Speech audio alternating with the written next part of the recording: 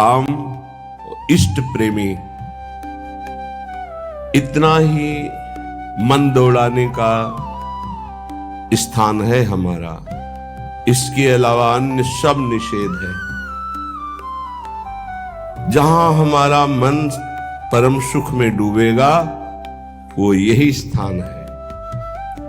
गुरु प्रदत्त इसलिए कि उपासना सिद्ध तभी होती है जो सांगोपांग होती है। सांगोपांग कहते हैं गुरु प्रदत्त नाम, गुरु प्रदत्त मंत्र, गुरु प्रदत्त कंत अर्थात इष्ट और गुरु प्रदत्त ग्रंथ अर्थात आचार्य वाणी। जाके यह सांगोपांग उपासना हुए, वाको यह रस सिद्ध होए, वही इस रस का रसास्वादन कर सकता है। तो अहोभाग्य है उपासक को जिसको गुरु प्रदत्त उपासना प्राप्त हुई है। ये बहुत बड़ी निधि है। अगर उपासक उपास्य देव का भरोसा हृदय में रख ले, फिर सारी जिम्मेवारी आराध्य देव उसकी ले लेते। योगक्षेमम वहाम्यहम्, निश्चिंत हो जाता है उपासक। न लोक की चिंता, न परलोक की चिंता। बड़े से बड़े भय के अवसर पर भी हृदय में एक अद्भुत शीतलता, एक अद्भुत आनंद की उपस्थिति रहती है, क्योंकि आराध्य देव उसके हृदय में प्रकाशित हो गए हैं। जब तक कोई अन्य भरोसा, अन्य आश्रय है, तब तक उपास्य देव त्रिगुण माया का पर्दा लगाकर हृदय में ही छुपा छुपी का खेल खेलते रहते हैं। श्रीपाद प्रबोधानंद जी महाराज कह रहे हैं, क्यों अन्य का आश्रय ले रहे हो? अन्य में आपका शरीर भी है, आपका अंतःकरण भी है, आपका स्वभाव भी है, और आपका शारीरिक संबंध भी है, आपका इंद्रियों से भोगों का संबंध भी है। ये सब अन्य के अंतर्गत आता है। अनन्य में एक ही बात केवल होती है, आराध्य देव बस, कुछ और नहीं। मेरे तो गिरधर गोपाल दूसरो न कोई, ये केवल अनन्यता का स्वरूप है। श्रीपाद बहुत करुणा करके कई श्लोकों में इस शब्द का प्रयोग किया है। कह रहे मरिष्यसि कदा सखे त्वमिति किं विजानासि क्यों शिशोः श्रुत तरुणस्य वा न खलु मृत्युराकस्मिकः तदद्य निरवद्य धीर वपुरिन्द्रियासक्ति को न किंचन विचार द्रुतमुपई। तुम्हारा शरीर कब छूट जाएगा, किस दिन तुम्हारी मृत्यु होगी, तुम्हें पता है क्या? तू ऐसा जानता है कि तेरी वृद्धावस्था में ही मृत्यु होगी? तो गलत तेरी सोच है। शिशो हो, शिशु अवस्था में भी हो सकती है। सुतरुणस्य, सुंदर जवानी में भी मृत्यु हो सकती है। खलु मृत्यु राकस्मिक कहा, अकस्मातिक, कभी भी किसी भी समय किसी अवस्था में हो सकती है। तदद्य निरवद्य धीर वपुर इंद्रिया शक्ति को। इसलिए मेरी बात मान लो, यदि अपनी इंद्रियों को तुम रोक पाओ और मन को नाम में लगा दो प्रिया प्रीतम के, तो ये जीवन तुम्हारा सार्थक हो जाएगा, धन्य हो जाएगा। नहीं, अच्छे अच्छे मृत्यु का अवसर आने पर भयभीत हो जाते हैं। ध्यान रखना, मृत्यु ऐसा भयावह नाम है जो सबके होश उड़ा देती है, पर जिनके होश श्री जी के चरणों में समर्पित है वो मृत्यु के होश उड़ा देते हैं। मृत्यु भय प्रदान करती है। वो ऐसी अभय अवस्था में होते हैं कि मृत्यु भी कुछ नहीं बिगाड़ सकती। जब ध्रुव जी परम पद में आरूढ़ होने के लिए चरण बढ़ाए भगवान का दिव्य विमान पार्षद, तो काल प्रकट हुआ और बोले इस लोक की मर्यादा है, मैं स्पर्श करता हूं तभी कोई आगे जाता है। तो ध्रुव जी ने कहा ठीक है, मैं स्पर्श करता हूं आपको, और काल के माथे पर पैर रखकर भगवान के दिव्य विमान पर पार्षदों ने हाथ पकड़कर ऐसे बैठाला। भक्त काल के माथे पर चरण रख करके चलता है, पर वो भक्त जो अनन्य है प्रिया प्रीतम, जो अनन्य है प्रभु का, प्रभु के सिवा किसी अन्य से आस विश्वास नहीं है। तदद्य निर्वद्य धीर वपुरु, बहुत धैर्यवान हो जाओ, मृत्यु की तैयारी कर लो। बड़ा कठिन है, जीने के लिए तुम हर प्रयास कर रहे हो, लेकिन मरने के लिए कौन प्रयास कर रहा है? धन्य है वो जो अपनी मृत्यु की तैयारी कर रहा है। लाखों करोड़ों अरबों असंख्यों मनुष्य हैं, सब जीने के लिए परेशान है, लेकिन कोई बिरला ऐसा है जो मृत्यु की तैयारी कर रहा है कि मुझे जाना है यहां से, मुझे जाने की तैयारी करना है, मुझे नाम जमा करना है, भगवान नाम, मुझे जितेंद्री होना है, भगवत साक्षात्कार करना है, पुनः इस संसार में, भयावह संसार में, जन्म मृत्यु दुख देने वाले संसार में, छली कपटी संसार में नहीं आना, मुझे भगवान की नित्य धाम में रहकर उनकी नित्य लीलाओं का रसास्वादन करते हुए उनकी सेवा में रहना है। ये पहली तैयारी हुई एक श्लोक में कि आप सोचो तुम्हारी मृत्यु होगी, कब होगी, किस समय होगी, कुछ पता नहीं, किसी भी समय हो सकती है।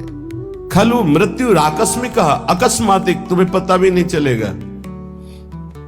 खेल खेल में हंस रहे, नाच रहे, पधार गए। धैर्यवान बनकर मृत्यु पर विजय प्राप्त करने की तैयारी कोई बिरला करता है, एक कोई फर्क नहीं। प्रवचन की बात नहीं, अगर हृदय में नाम चल रहा है तो कोई फर्क नहीं। हर समय अपनी बैग तैयार है, टिकट पास है, जहां जाना है वहां पता है, फोन से पहले बात हो चुकी है कि मैं आ रहा हूं, तैयारी फिट है, वहां से उत्तर आ गया है, आ जाओ। अब बोलो क्या परेशानी? कोई परेशानी। जिसकी तैयारी नहीं होती, अचानक कोई बात होती है, वो परेशान हो जाता है। जैसे आपके घर में अचानक 50 लोग आ जाए, अब आप परेशान हो जाएंगे। वही जब तैयारी करते हैं तो 500 लोग बारात में आते हैं, आप खूब आनंद पूर्वक उनका स्वागत करते हैं, क्योंकि आपने तैयारी कर रखी है। ऐसे ही मृत्यु के स्वागत की आपने क्या तैयारी की है? उत्तर सबके हृदय में एक ही आएगा, कुछ नहीं। तभी वो भयावह है, तभी वो महान दुख देने वाली है। यदि विवेकवान हो जाओ तो तुम मृत्यु की तैयारी कर लोगे।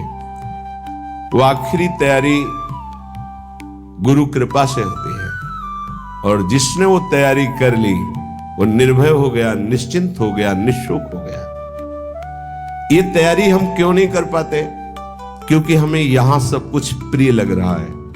ये देह प्रिय लग रहा है, मकान प्रिय लग रहा है, पुत्र पत्नी परिवार प्रिय लग रहा है, तो हम तैयारी यहां की सब कुछ कर रहे हैं, लेकिन हमको ये पता नहीं कि अचानक हमारा ट्रांसफर हो जाएगा, अचानक हमारा शरीर छूट जाएगा, और उसकी तैयारी न होना सबसे बड़ी हानि होगी। क्योंकि अन्य किसी योनि में आप कुछ तैयारी कर सके मृत्यु से बचने के, ऐसा कोई उपाय नहीं। केवल मानव देह में ही आप तैयारी कर सकते हैं भगवत प्राप्ति की, अन्य किसी योनि में नहीं। और ये आपने यहां की तैयारी में ही सारा समय खत्म कर दिया। पुत्र को पढ़ाना, पुत्री का ब्याह, ये वो पूरा जीवन इसी में, और अंत तो गत्वा मोह मल से ग्रसित होकर पुनरपि जननम पुनरपि मरणम। ये आपकी मृत्यु की तैयारी में जो बाधक है, श्रीपाद आगे के श्लोक में कह रहे हैं, राज्यम निष्कंटकमपि परित्यज्य दिव्याश्च रामाः कामान सर्वान् अपि च विहितांस्तिक्त तिक्तान् विदन्तः हित्वा विद्या कुल धन जनाद्याभिमानं प्रविष्टा ये श्री वृंदा विपिन मपुनर्निर्गमास्तान् नमामः। जब कोई मृत्यु की तैयारी की सोचता है तो सबसे पहले उसका वैभव उसके सामने बाधा पहुंचाता है। माना तुम्हारा चक्रवर्ती सम्राट पद है, निष्कंटक राज्य है, तो मरोगे तो है ही, तो क्या राज्य लाद के ले जाओगे? राज्यम निष्कंटकमपि परित्यज्य बरबस राज सुतहि नृपु दीन्हा हरिहित आप गवन बन कीन्हा। ये तैयारी है। जबरदस्ती छोड़ा जाता है भोगों को, प्यार से नहीं छोड़ा जाता। ये जो परिवार से लिपट लिपट कर रोना, मोह ममता राग, और फिर कि हम जा रहे हैं अमुक जगह तपस्या भजन, खिलवाड़ की बात करते हो, विनोद की बात करते हो। इनको गले लगा करके तुम इन्हीं का चिंतन करोगे। हिमालय, आप काशी, उज्जैन, द्वारिका कहीं भी जाओ, ये मोह का पास तुम्हारे हृदय को बलात् घसीट कर वहीं खड़ा कर देगा जहां से सुधार करना चाहते हो। अचानक, अकस्मात जो मृत्यु तुम्हें सूचना नहीं देगी, उस पर विजय प्राप्त करने के लिए अकस्मात सबके मोह बंधन को काटना होता है। श्रुत बनिता आदि जान स्वार्थ रत ना करुणे सभी ते अंत ही तो ही तजेंगे पामर तू न तजय भईते। ये समझ में नहीं आएगा क्योंकि बुद्धि अपवित्र है, इसलिए ये समझ में नहीं आएगा।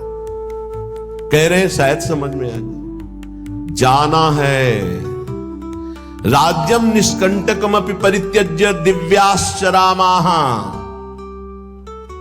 दिव्य अर्धांगिनी स्त्री जो बहुत दिव्य है, देवी है, सुंदर है, स्वभाव सुशील है, एक क्षण में छूट जाएगा।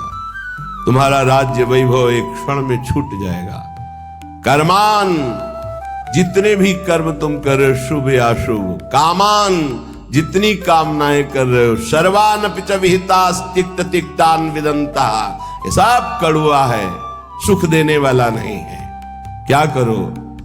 इसे हित मत समझो। विद्वान हो, विद्या है, मरोगे फिर भूल जाओगे, फिर शुरू होगा, फिर शुरू होगा। काखा गाघा बालका बालको बालकाहा, फिर यही शुरू होगा, फिर व्याकरण पढ़ो। एक विद्या है भगवत विद्या, जो किसी भी जन्म में विस्मरण नहीं होती। जैसे भरत जी भजन किए, हिरण बने, तो हिरण में भी भजन किए और ब्रह्मबोध संपन्न जड़ भरत महापुरुष के रूप में प्रकट हुए। तो विद्या कुल धन जनाद्याभिमानम प्रविष्टा, यही तुम्हें मृत्यु की तैयारी नहीं होने दे रहे। तुम्हारा वैभव, तुम्हारा सम्मान, तुम्हारी पत्नी, तुम्हारा पुत्र, तुम्हारी विद्या, तुम्हारा कुल, तुम्हारा धन, तुम्हारा परिवार, मित्र आदि, इनमें जो अपनापन हो चुका, अभिमान, अहमता, ममता, यही भगवत प्राप्ति में सबसे बड़ी बाधा बन रही है। क्या करें? बोले धन्य भाग है उनका जिन्होंने इन सबसे राग त्याग कर प्रिया प्रीतम के चरणों में अनुराग प्राप्ति के लिए कमर कस के अपने जीवन को वृंदावन में समर्पित करता हूं मृत्यु के लिए। पुनः इस श्रीधाम से कभी वापस शरीर नहीं जाएगा। तो बोले नमामः, मैं उसे नमस्कार करता हूं कि उसने मृत्यु पर विजय प्राप्त कर ली, मृत्यु की तैयारी कर ली है। निष्कंटक राज्य जैसा वैभव हो, दिव्याश्चरामाः, दिव्य अर्धांगिनी, सब काम, सब कर्म, सब ये सब मायाकृत। अगर समझ में आ जाए कि मृत्यु की तैयारी अब करनी है, शरीर हमारा अब किसी काम का नहीं रह गया, सारे कर्तव्य संसार के बने ही रहेंगे, कभी पूर्ण नहीं होते। आज तक कोई ऐसा हमें नहीं मिला कि हमारा सारा कार्य पूर्ण हो गया, अब मैं सब कुछ त्याग कर भजन करता हूं, कभी ऐसा नहीं मिला। जब उसको भजन की बात आएगी तो लड़ना पड़ेगा, आसक्ति राग छोड़ना पड़ेगा। श्रीपाद कह रहे हैं कि विद्या का, कुल का, धन का, जन का, पत्नी का, राज्य का, वैभव का, जीने का, यही माया के द्वारा प्रकट किया हुआ ऐसा राग है जिससे जीव अपने मानव देह को इनमें व्यर्थ करके भगवत प्राप्ति की तैयारी नहीं कर पाता। क्या करें?